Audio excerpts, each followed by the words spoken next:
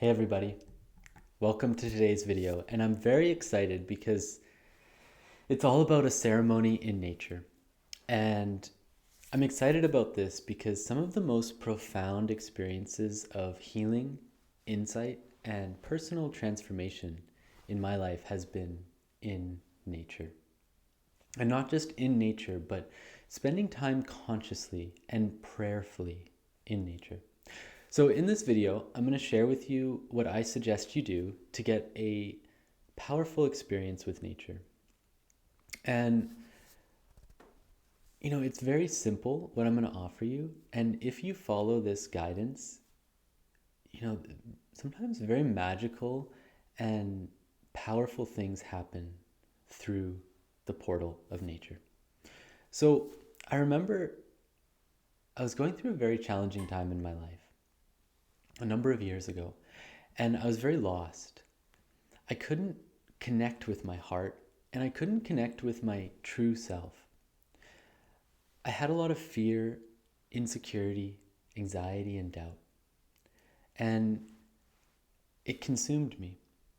And the people around me said, you got to find your true self. You got to connect with your true self. And I didn't really know what they meant by that, but I had an inkling of like, okay, my true self, that's probably like my soul, right? And so every day I went out in nature. And luckily at the time I had a lot of space and freedom to do so. I was really focused on my healing and spiritual growth. And so every day I went out in nature and I prayed and asked the plants and the water and the mountains and the forest to help me in my journey and my quest to find my true self. And it took a while, but one day I was sitting, after maybe a few weeks or a month of doing this every day, and I was sitting by a plant, and I'll never forget this, because every time I closed my eyes and went inward, I just felt emptiness. I didn't feel anything, and I just felt a lot of fear and pain. But that day was different. That day, when I closed my eyes, I willfully said, I will find my true self today. I put all of my energy, intention, and with real earnestness, I forced myself deeper and deeper inward. And suddenly, I was surprised at what I found. A light turned on in my heart. And it filled me with a joyful, pleasant, loving energy. And it grew and grew and grew until it filled my whole body and my aura. And from that point on, I continued to cultivate that connection with my true self. And it really changed the way I lived. And it allowed me to free myself from a lot of suffering and pain. And I really credit that to the time I spent in nature with prayer, ceremony, and intention.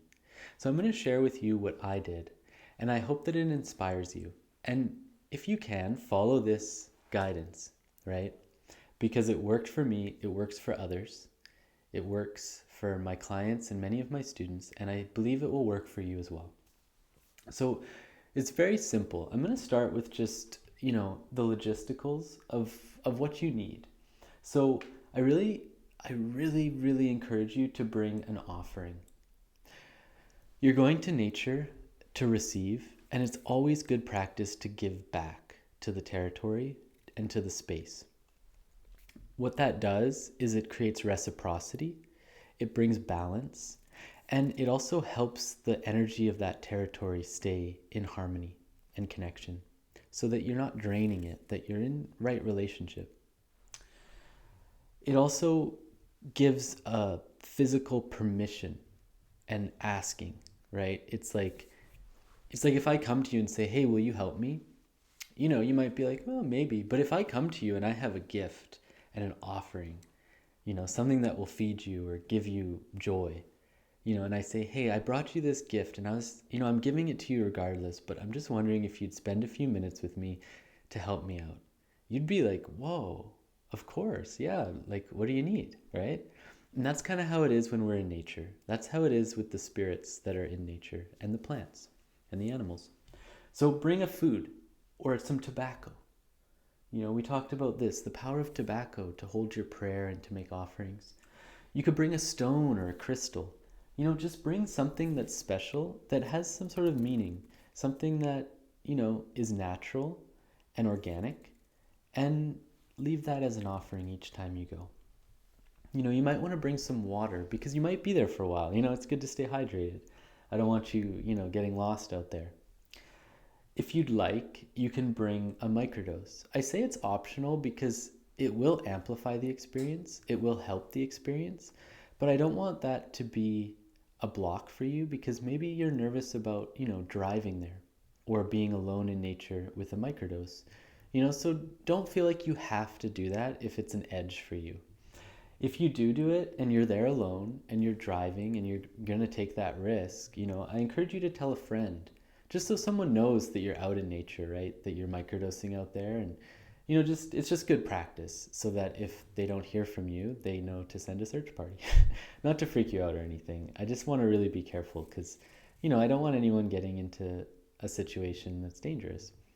It's never happened to me, but sometimes people go off the deep end with these things and go out way into the bush and get lost or whatever. I don't know, it happens. So tell a friend. Bring some warm clothes and a blanket because you're going to be sitting for a period of time.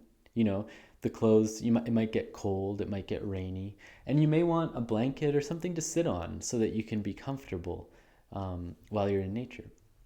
And this really depends on where you live and the time of year and all of that. And then your prayer. Bring your prayer. Bring an earnest prayer from your heart, of what you need.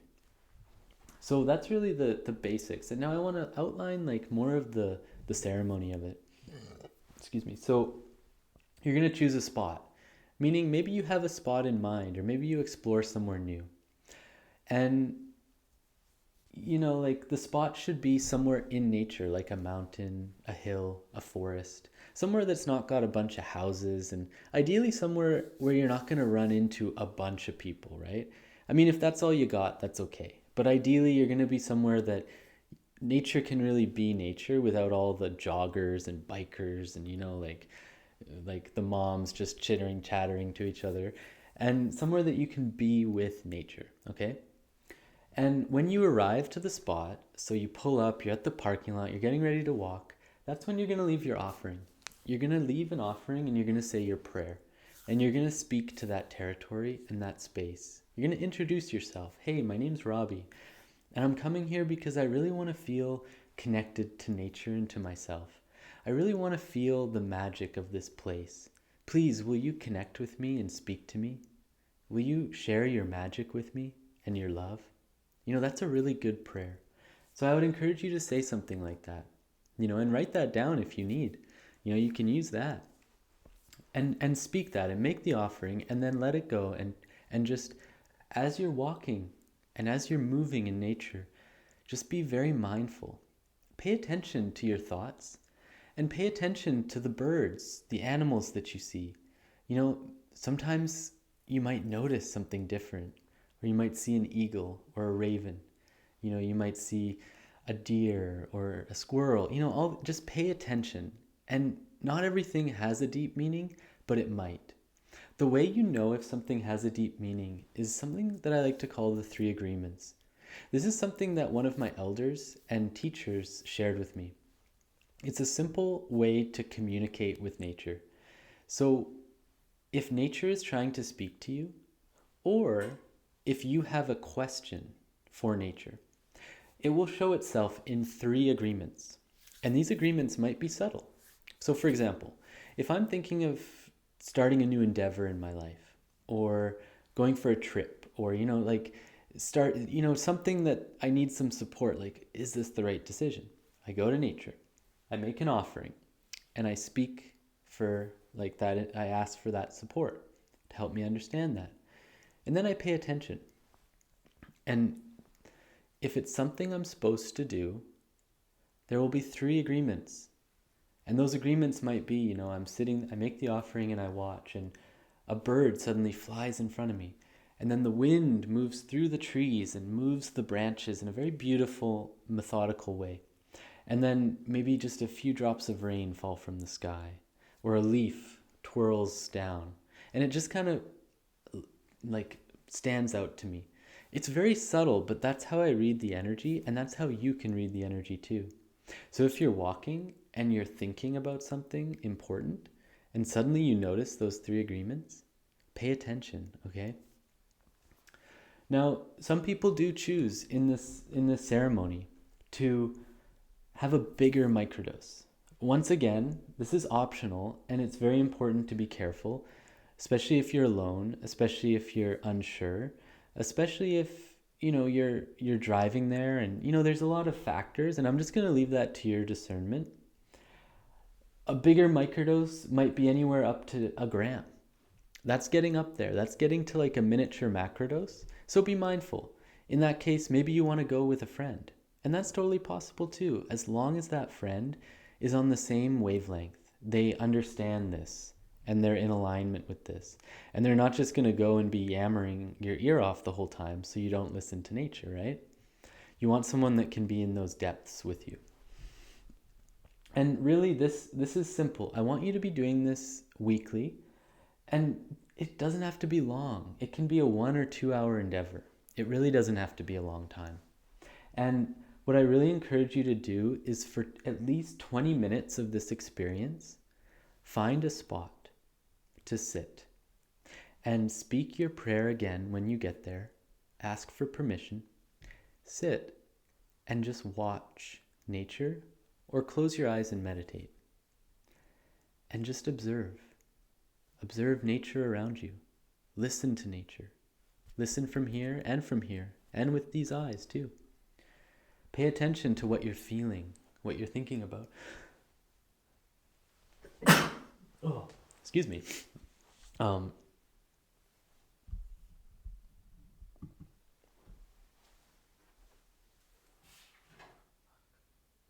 Okay, wow. I just have to interrupt right now because that was something very bizarre that just occurred. That was a supernatural phenomena, and that was very much aligned with what I'm talking about here, okay?